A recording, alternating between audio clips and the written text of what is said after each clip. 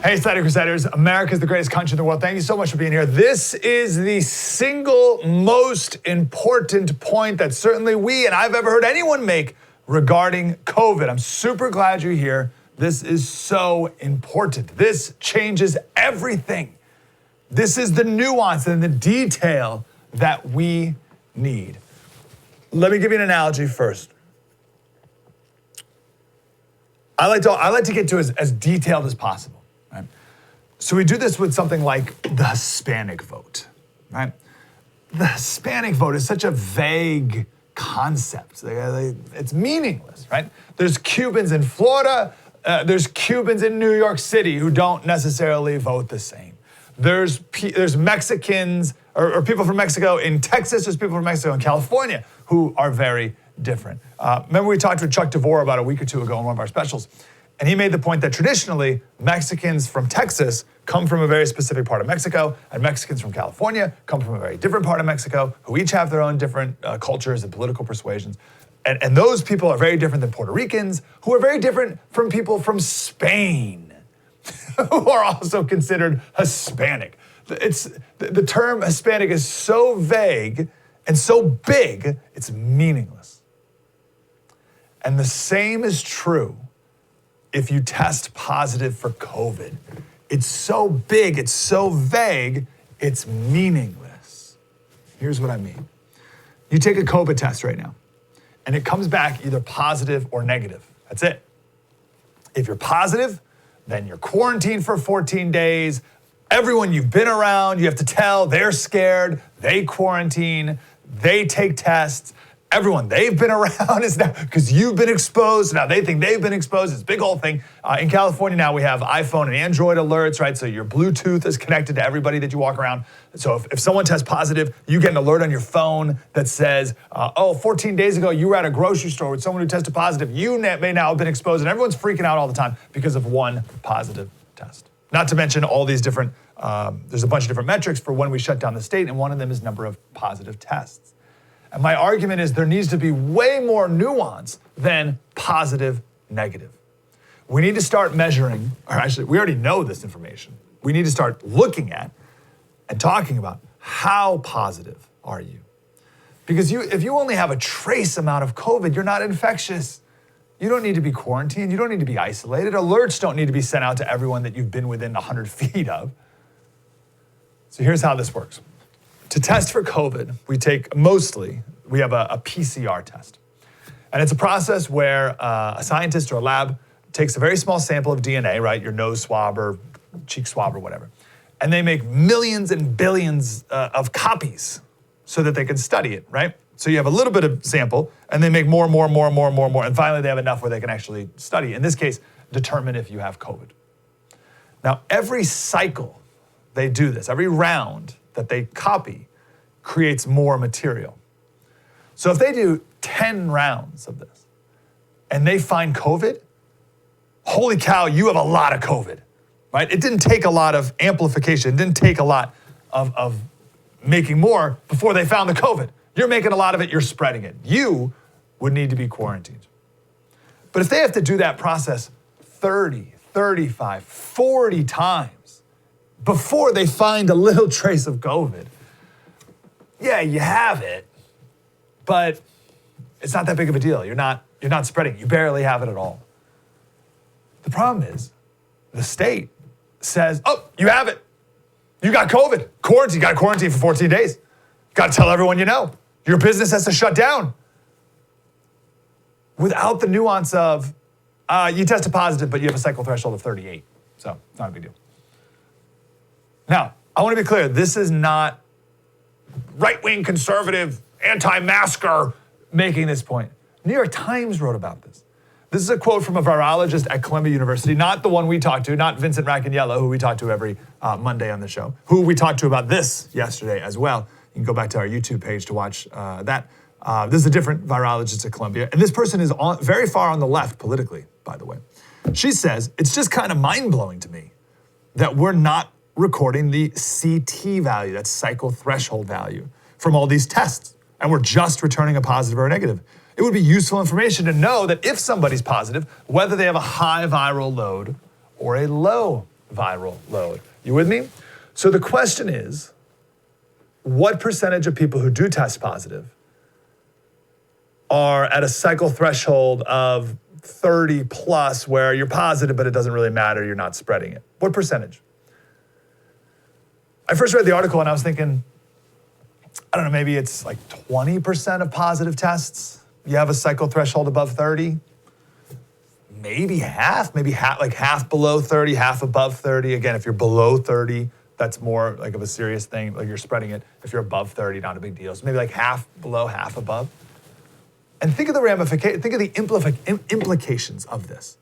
If there's 20,000 new cases in your state or your city, and that's above this arbitrary number where we have to shut everything down, if half of those cases are above a cycle threshold of 30, then you don't really have 20,000 new cases, you really only have 10,000 new cases. And now you don't really need to shut anything down because you're below that metric, that threshold. Make sense? So we got to answer this question. What percentage of positive tests have a cycle threshold above 30, 35, where it's not a big deal? Here's what the New York Times said. In 3 sets of testing data that include cycle thresholds, compiled by officials in Massachusetts, New York, and Nevada, up to 90% of people testing positive carried barely any virus. A review by the New York Times found 90%?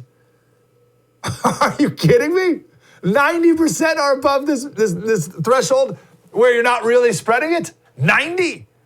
So they go on and they talk about how in the US, there were 45,000 new cases. This was a couple weeks ago, 45,000 new cases. And if that's the case, then really only about 4,000 of those people need to isolate and quarantine. Not 45,000 people, but 4,000. And maybe we don't need to be shutting down restaurants and all these other things because we think 45,000 people are walking around with COVID. It's just 4,000. That's like, so in California, we have to everything's shut down now in California. You can't go out to eat at a restaurant. There's a couple rogue restaurants that are open. We're supporting those best we can, but you can't do anything here in this state right now. And when our cases hit a certain number, but the truth is the real number of cases is only 10% of that number that we're making our public policy based off of. Virologist at University of California, Riverside, said any test with a cycle threshold above 35 is too sensitive. And she said, I'm shocked that people would think that a 40 could represent a positive. And the standard in San Diego County, where I live, the standard for a positive test is 40. That's insane. Now, quick nuance to this. This is the point that Professor Rackaniello shared with us yesterday. If you test positive, so my point is, if you take a test and you get a positive test, demand to know the cycle threshold. They'll be like, oh, you got it, you got to quarantine. Be like, all right, whoa. What's my cycle threshold? We don't reveal that information. You know this. What's the cycle threshold? We actually don't know your cycle threshold. Yes, you do. Right? They know it. This isn't like we have to come up with a new test to figure this out, which would be a whole different conversation, right? I wouldn't be outraged if it was like, scientists, you better figure out a new test. No. We know it. They know it. They're just not telling you it.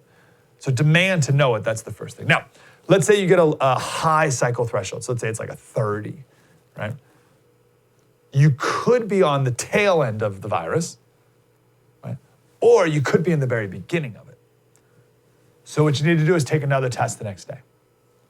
So let's say that on one day you take it and you're a 30, and then you take it the next day and you're a 40 or a negative, then you're on the tail end. If you take it and you're like a 30, and then the next day you're a 10, or now you're in the beginnings of the virus. But again, now we know that you really have it, and you should, in fact, stay away from people. Make sense?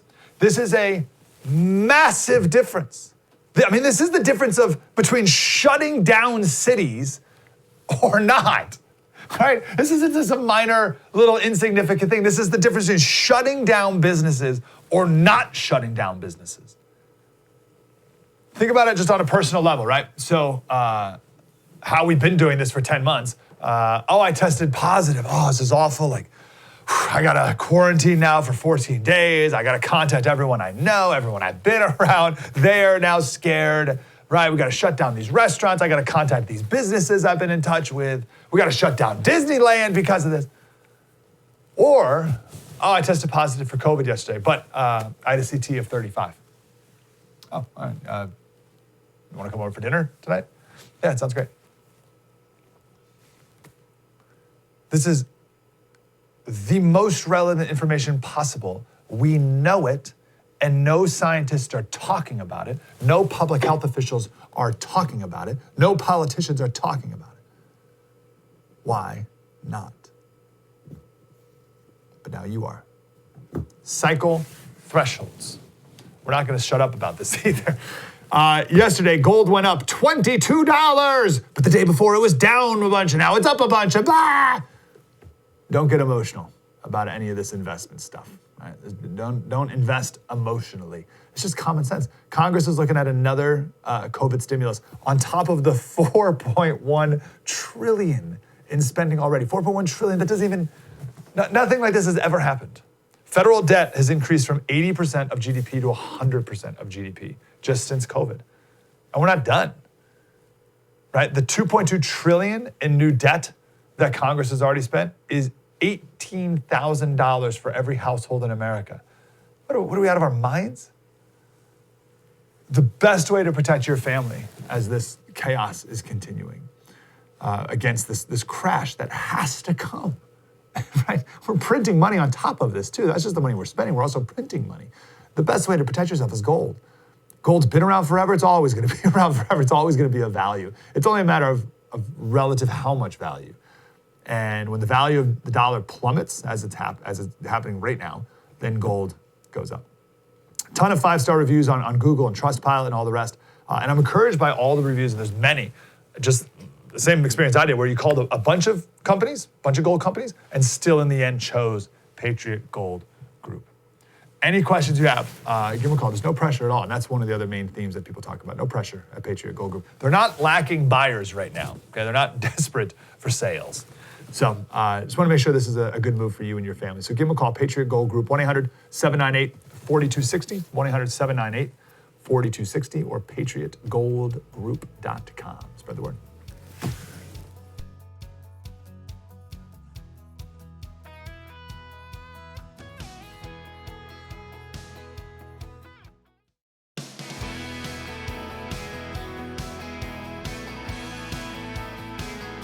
Hey, Slater Crusaders, I want to talk about vaccine for a little bit. On tomorrow's show, we're going to talk to our logistics expert about all the logistic challenges of rolling out this vaccine. We'll start with the fact that it has to remain at least negative 94 degrees Fahrenheit wherever it goes, which is crazy. So we'll talk about the logistical hurdles.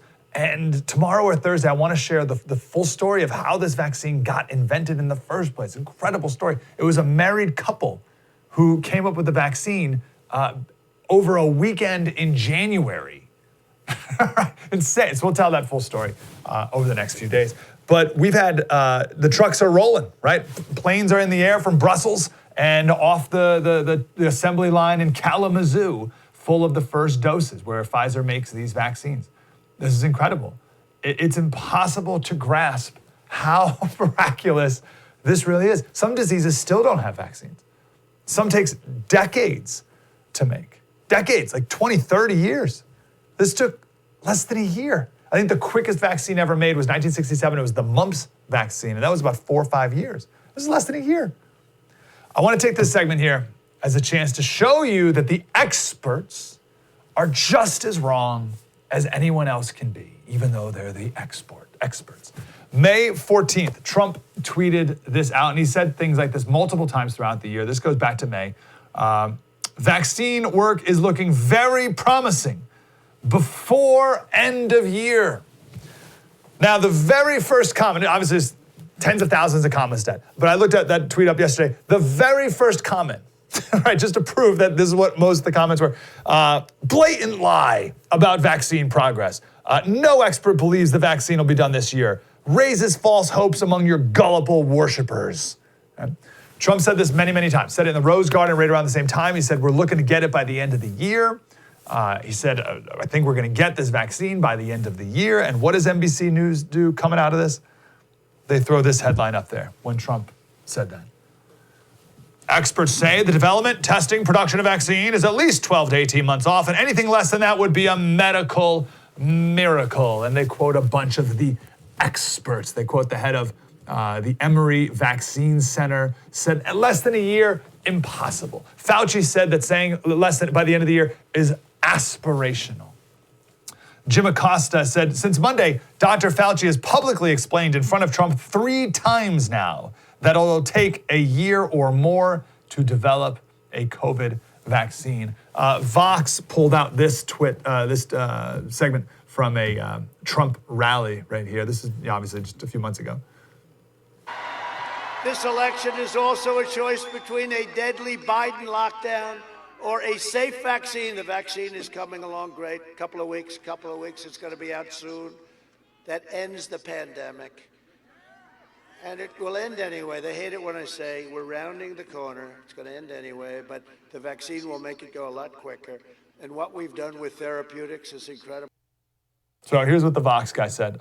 Trump is now promising that the vaccine will be available, quote, in a couple of weeks, which is the surest indication yet that we're not even close. Isn't that great? So Trump said one thing, therefore the opposite must be true. He said we're close, therefore we're not even close. There's your media right there. That's the perfect reaction. Anything Trump said, the opposite must be true. Amazing, right? Rick Bright. This is the guy, he was in the media storyline for like a day, months ago, because he was a whistleblower. So the media lifted him up as a hero. He said that the Trump was putting cronyism over science, and then he was fired, blah, blah, blah. So this guy testified in front of Congress, and he said, this is the guy who said that 2020 is going to be the darkest winter in modern history. And in that testimony, he talked about a vaccine. And he said there's a lot of optimism around the 12 to 18 month time frame, and that's if everything goes perfectly. And he said we've never seen everything go perfectly, saying it's not going to happen. This is NPR in September 18th or 16th, not that long ago, contradicting the CDC. Trump says COVID-19 vaccine will be ready by the end of the year. Notice they didn't say just Trump says COVID vaccine will be ready by the end of the year. Isn't that great news? Wouldn't that be wonderful? Here's why he may be right. Here's some challenges, but why he may be wrong. No, the headline has to frame it as Trump's an idiot. He's contradicting his very own CDC. What a horrible person. And the head of CDC said no vaccine until next spring or summer. Trump says before the end of the year. The media would not let up on this. This is during one of the debates.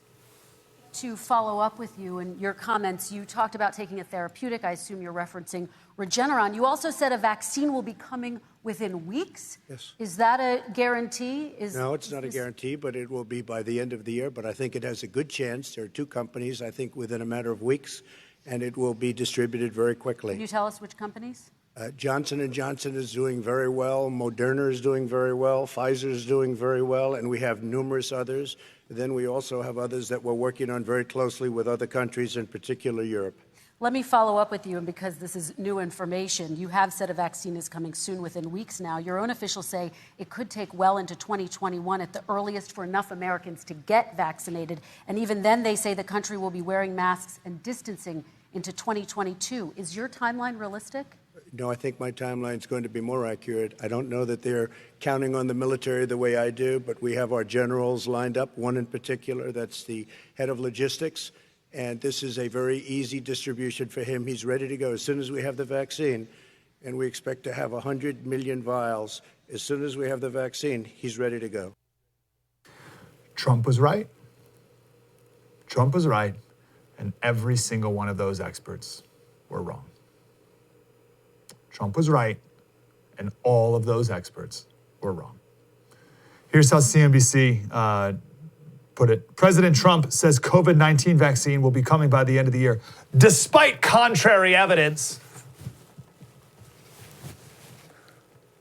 and never including any actual evidence, right? Never including in the article any evidence that he may be right. The media never talked to the scientists who were actually making the vaccine. They weren't talking to people who, I don't know anything. They were only talking to Trump haters because they needed to get their soundbite, right? They needed to get their soundbite. They needed to find the guy who works in vaccines who's going to say, oh yeah, no, it's impossible. Oh, good, boom, we got that clip. We can put it in here, but now we got our article about how Trump's an idiot. We got what we needed. We got our hit on Trump. That's it. But if they talk to the 2 scientists in Germany who invented the vaccine, and if they talk to all the people at Pfizer and who were making the machines and doing all the equipment and the testing and everything, they would have had a totally different story. By the way, again, later in this week, we're going to tell the story of that couple at BioNTech. That's their company that they created. We'll tell that story later. They created the vaccine in a weekend in January. All right. Did anyone in the media interview them? Because if they did, this couple would have said, yeah, we'll have a vaccine by the end of the year. But that would have made Orange Man look good. Can't have that. It's so frustrating. In the short term, they're going to call it like the Biden vaccine or something, right? And they're going to credit Joe Biden for getting the vaccine out to people and ending COVID and all this stuff. In the medium to long term, one day, Trump will be vindicated. One day. And all these masks will be outed as foolish and meaningless as well. And Trump will be vindicated, and it'll be with a whimper. You won't even hear about it. There's not going to be like a grand public apology, right? But one day in the far off future, there's going to be a little whisper from someone of, wow, Trump was right about that vaccine. And it turns out masks are pointless. Oh, well, anyway, and they'll just move on. Like all this never happened. It's a sick, sick game. Listen to the experts. Like, it's hard to say, don't ever listen to the experts, right? Listen to because like those 2 people who did come up with the vaccine, like they're experts too. So listen to experts with great discernment. And just realize that they're as flawed and fallible as everyone else is. For centuries, the experts have been wrong about literally everything that there is to be known, right? From the sun revolving around the earth to Schemmelweis. Please look up his story. One of these days, if we have time, we got to share the whole thing again. Schemmelweis was the doctor who said there were all these women dying after childbirth. And they weren't dying from childbirth. They were dying from fever and other illnesses right after childbirth. And no one knew why. And Schemmelweis was the first person that was like, maybe because we just came from working at the morgue and then we deliver a baby, maybe we should, like wash our hands? This was in the 1880s? Right? It was 1880s he was doing this. And he was kicked out of the medical profession. That he was called a superstitious Jew. And he was kicked out of the profession forever. Okay? Like, those are the experts who are like, hand washing. These experts have been wrong about literally everything that there is to be known. And it's still true today. Experts are wrong all the time, especially when you put politics and Trump into the mix. They'll do anything and say anything to hate Trump.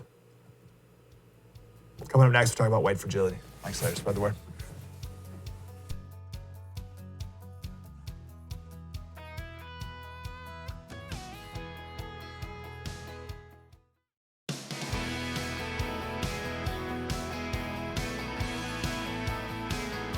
Hey, Slater Crusaders. So the election is, over, but all this cultural madness that we've had these last few years isn't going away. And at the forefront of that is going to continue to be race. And everything's racist and white fragility and all this nonsense. So to help us debunk and break a lot of this down even more is the author of Reinventing Racism, economist, writer, Jonathan Church. Mr. Church, how are you, sir? I'm good. Good morning. Thanks for having me on your show. I'm grateful you're here. So let's talk, give us the quick definition of white fragility and where did this come from? Who came up with this? So the author, the inventors, and I actually emphasize the word inventor because I think it's a made-up term, but it's Robin DiAngelo.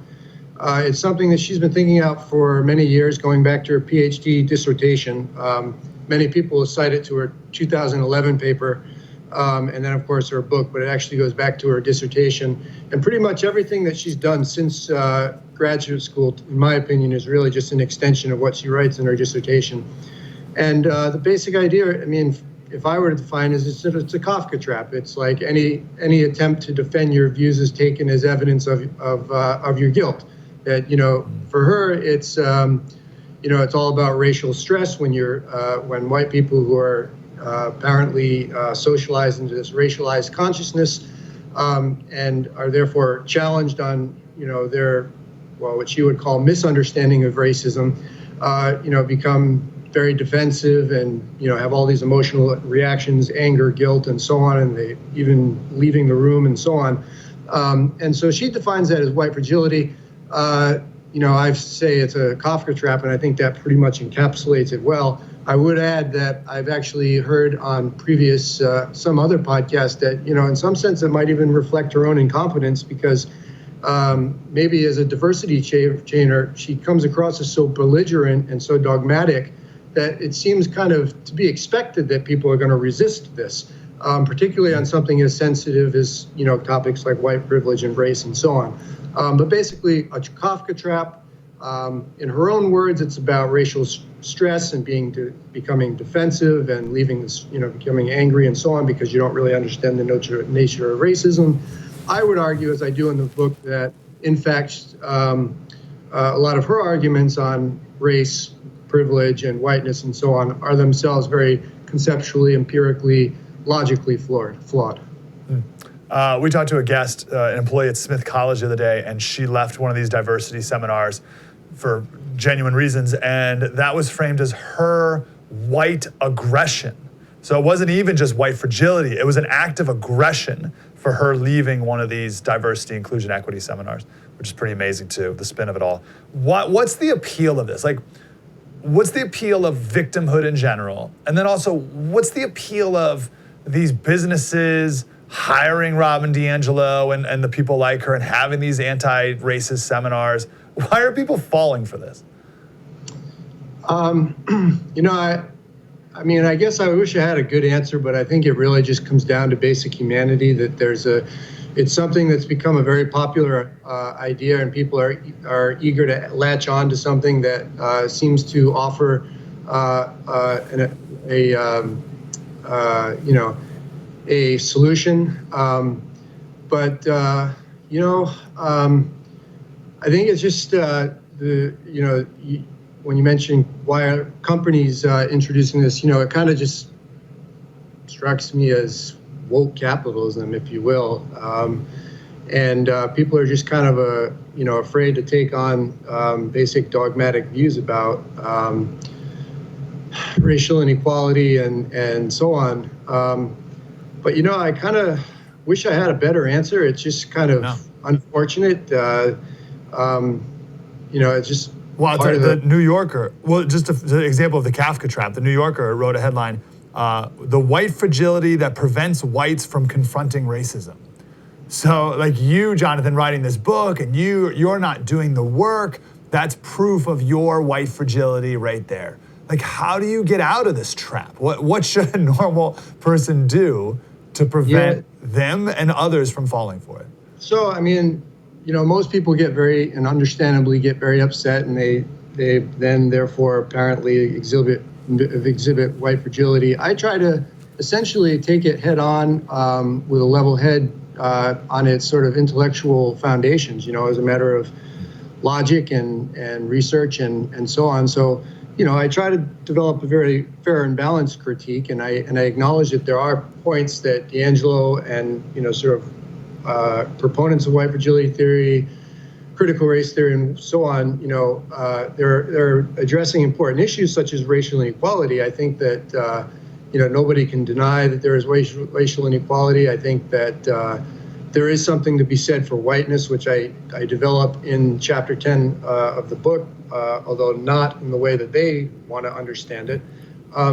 So I try to meet halfway and try to understand the argument that they're coming, the sort of Socratic approach to try to understand your opponent's argument, make it as strong as it can be, and then essentially develop, try to figure out where it's flawed. So essentially my approach is to be as rigorous and non-dogmatic and as I can be, and evaluate the theory on merits. I appreciate that, but that assumes that the other party involved is equally genuine and intellectually curious, which I don't think they are. That is definitely the most frustrating thing about D'Angelo and that crowd, so to speak, is that as hard as I try to really evaluate it on the merits and meet halfway, I don't really feel like I'm getting the same thing from that side. Now, let's talk about the idea of whiteness, because if we're going to debunk ideology, I feel like it needs to be replaced with something that is in fact true. So this idea of whiteness, and I'm very concerned about even having conversations like this, because I feel like that's also kind of falling for the trap, right? So like there's a new thing now where you're supposed to end your emails not only with your pronouns, but now also your race, right? So I'm he, him, his, white. And it's like, whoa, man. This is, we're going down a bad path. So they talk about whiteness, and I'm skeptical of even going down this road. But how do you look at whiteness? How should we look at whiteness? So I'm on board with you. I myself do not label my pronouns or my race. And, you know, that's another matter.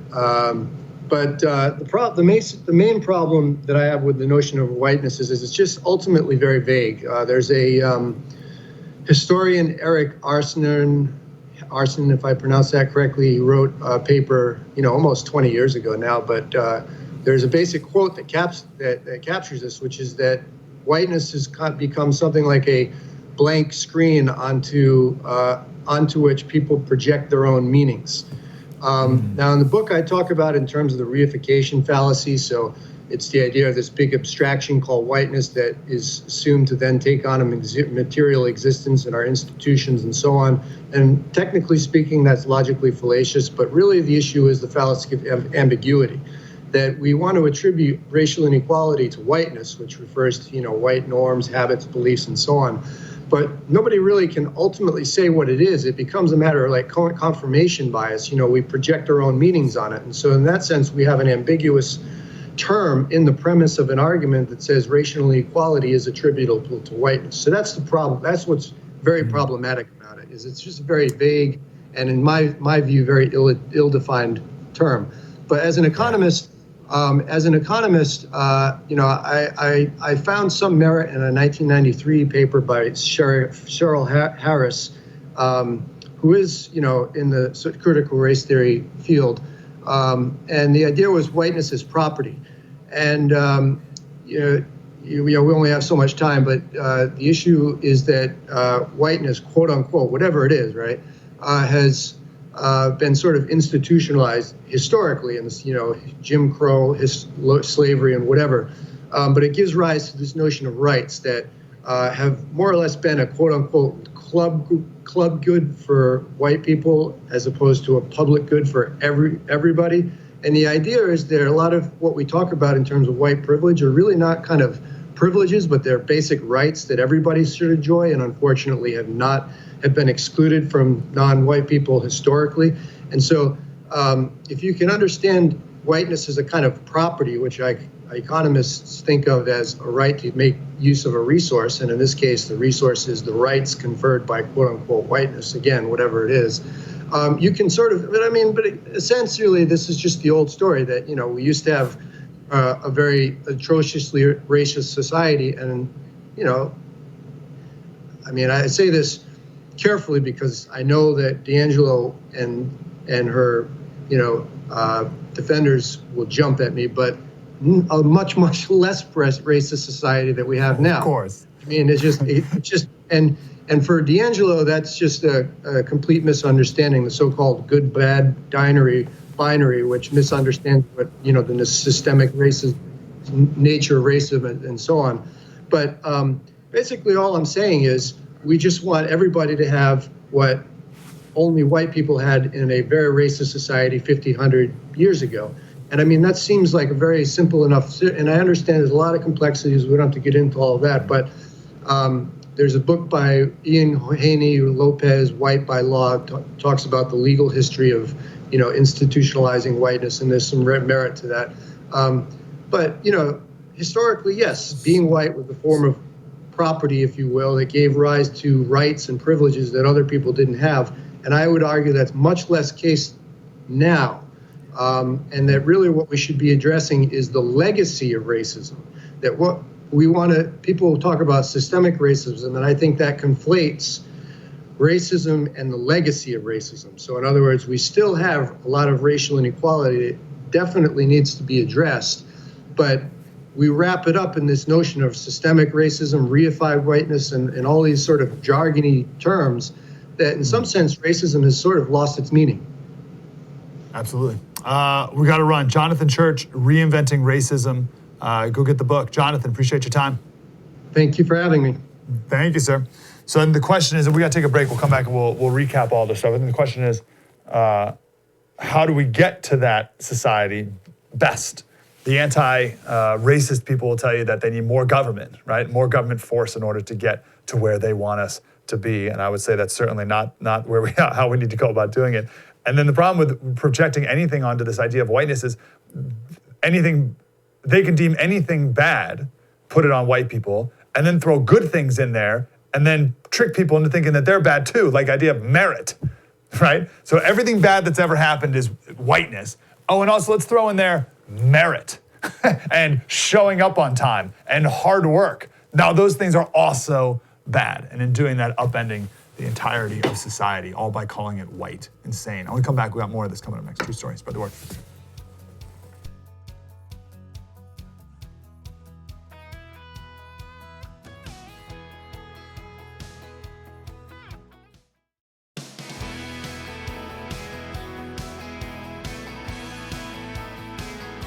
Hey, Slater Crusaders, this has come up a couple times in the show, actually, this idea, it's a genuine debate, it's a good debate, about should we use the left's terminology at all and like kind of take it over and make it something different, or should we just reject their terms completely and use more truthful language or accurate language entirely? And how do we like judo move their language or just reject it outright?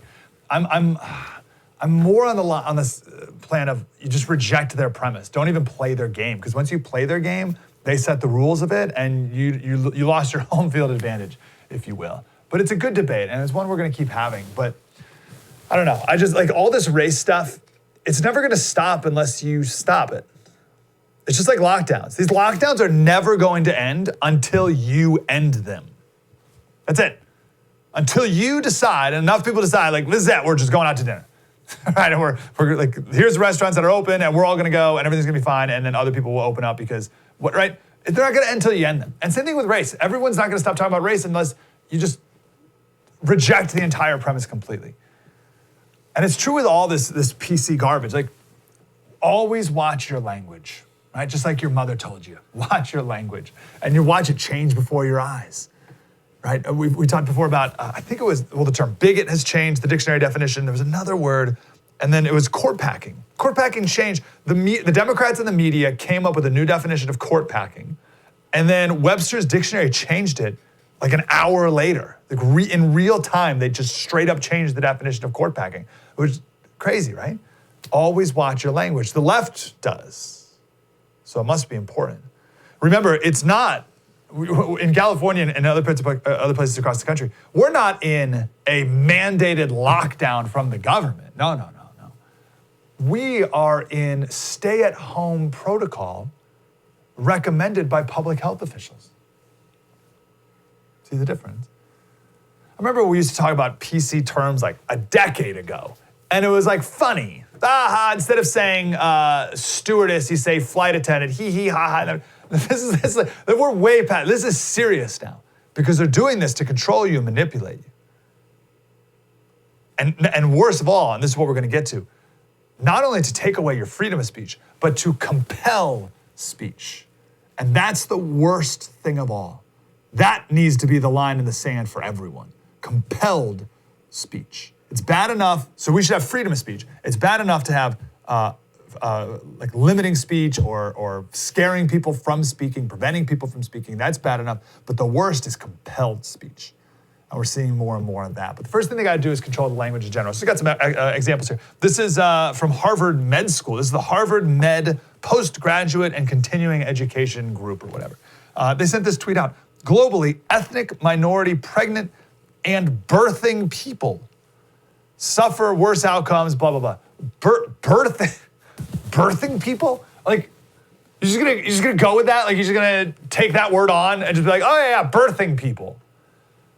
Just over the last few weeks, I've seen stories of, that describe, instead of using the word woman, birthing body, menstruators, people who menstruate, gestational parent, person with a cervix, chest feeding parent. That was one of chest feeders, okay? Chest feeders. You're gonna go, oh yeah, this is my chest feeder who I'm cohabitating with, right? As opposed to your wife. Oh, it's my chest feeding partner. Woman. Apple just the other day said they're going to remove from any of their apps or developing platforms the word master and slave. It's just gone. You can't say master and slave. Instead, it's primary or secondary. So just to a sentence off the top of my head, Apple uses secondary labor to make their products. Can't say slave labor. We're not going to say slave labor anymore. They use secondary labor. Also, you can't use the word blacklist. It's now deny list or allow list. It's mean to black people to say blacklist. Some stupid controversy from yesterday, but again, a subtle example of how language matters. Apparently, we're supposed to call Joe Biden's wife Dr. Jill Biden. So some guy wrote in the Wall Street Journal an opinion piece, and he made the point that Sleepy Jill has a doctorate in education, okay, which isn't even a PhD, it's an EDD from the University of Delaware, and therefore should not be called doctor. And the media, they're like doubling down now. They keep calling her Dr. Biden, even though that same media rarely ever called Ben Carson Dr. Carson. And he's a, actual doctor. Not only is Ben Carson an actual doctor, Ben Carson may objectively be the greatest doctor of all time. He may be the most incredible doctor ever. He was the first person to perform brain surgery on babies in the womb, okay? Separating conjoined twins. But maybe truly one of the greatest surgeons in the history of mankind, and they call him Trump lackey Ben. But Jill Biden is like an elementary teacher, doesn't even have a PhD, and she's, Dr. Biden, paging Dr. Biden. And the New York Times own style guide says that you only call someone a doctor if they're an MD who's clinically practicing at the time of the publication. That's the only person who gets a doctor. PhDs don't, unless you're Jill Biden, of course. I also remember Washington Post a couple years ago, they mocked and ridiculed Sebastian Gorka because he wanted to be called Dr. Gorka because he has a PhD in political science, which is equally silly and mockable, by the way. If you have a PhD in political science, if you have an undergrad degree in political science, you should be mocked and ridiculed. But want to be called doctor, like, that's absurd. And it's equally absurd for Jill Biden too. Here, I'll just wrap it up. You want to know if you're a doctor or not? Or you want to know if people should call you a doctor or not? Here's how you know. Imagine you're at a restaurant. You're out to dinner. Remember way back in the day when we were allowed to go to restaurants and people would be in a place and eat food? So imagine you're back at a restaurant and someone passes out and another person stands up and says, "Is there a doctor here?" How do you react? Okay? What do you do? Do you step up and say, "Yes, I'd be happy to help"? Or do you say, I have a doctorate in poetry or whatever, right? Now, silly story. But all distortions of language, they seem silly at the time. That's what they do, right? They're just like, oh, it's just a little thing. Oh, you're gonna be a misogynist? That's how they're framing this, you're a misogynist. Oh, by the way, real quick, Whoopi Goldberg on The View, she said Dr. Biden would make a great Surgeon General because she's such a great doctor, okay? Now, here's where it gets into compelled speech. The writer of this piece, this is silencing of speech, right? So, and freezing of it. So the guy who wrote this was an emeritus lecturer at Northwestern University. And the university took down his page off the website. And they rebuked him and they said, "We strongly disagree with Mr. Epstein's misogynistic views." Misogynistic? What's misogynistic about that? So that's silencing of speech, right? If you dare speak out and say something you're not supposed to, we are going to remove you, we're going to cancel you, right? That's the silencing. The compelling is, you know those, if you got these emails or have you been forced to put on your emails on the tag at the bottom, your pronouns, right? This is becoming a more and more popular thing. You got to put your pronouns. He, him, his. Which is weird because I've never seen he, her, his. Right? Like, I don't know why you have to put all three. Like, who has pronouns, some male and some female pronoun? I don't, right? But you know what the next thing is? Heard it here first. Put your race. So he, him, his, white. She, her, hers, or whatever, black.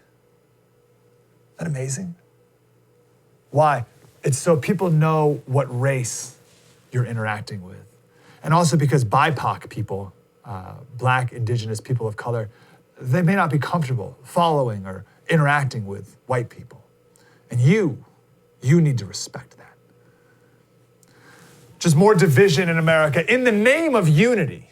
In the name of unity. That's the most twisted thing of all. This is an actual thing. I saw this video, I didn't think it was real. This is the Michigan electors meeting that took place yesterday. Check this out. Now please remain standing for the national anthem and the Black national anthem by the Turner Sisters. I'm sorry, the national anthem and the what? The Black national anthem? So the left says, we want more unity.